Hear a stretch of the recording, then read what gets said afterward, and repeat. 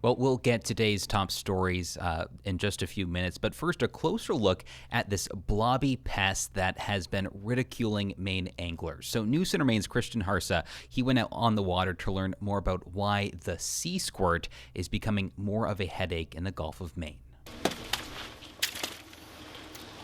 Crew manager Cat Lip at Mere Point Oyster Co. says these blobs, sea squirts, are a pain. This is small. This is probably grown in a couple of weeks. But this is a larger one. While funny looking, This is why they're called sea squirts. they are also a pesky hitchhiker. You can't get them off because there's no grip to it. Turning a clean oyster bag into one covered in a coating of organic water balloons. Adds extra 5 to 20 pounds. It depends on how bad they get.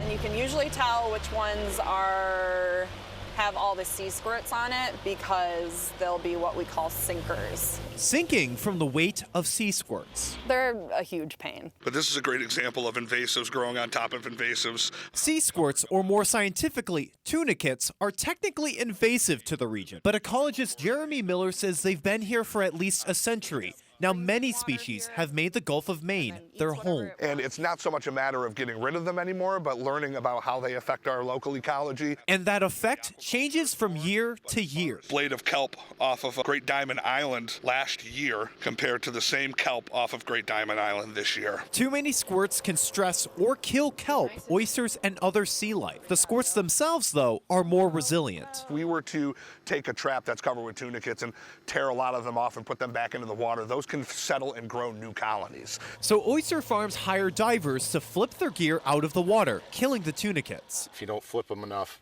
you get the squirts. But flipping takes time, and oysters can only survive out of the water for 18 hours at most. Then it's back underwater. A tedious and costly routine. Being able to stay on top of it and know forecast what's to come as well would be really helpful for farmers to succeed. Researchers like Miller believe warming waters in the Gulf of Maine are helping sea squirts flourish. So we've really seen an explosion of tunicates in the last decade or so. Scientists are looking for a solution, But it's really unique to each site and each kind of aquaculture industry.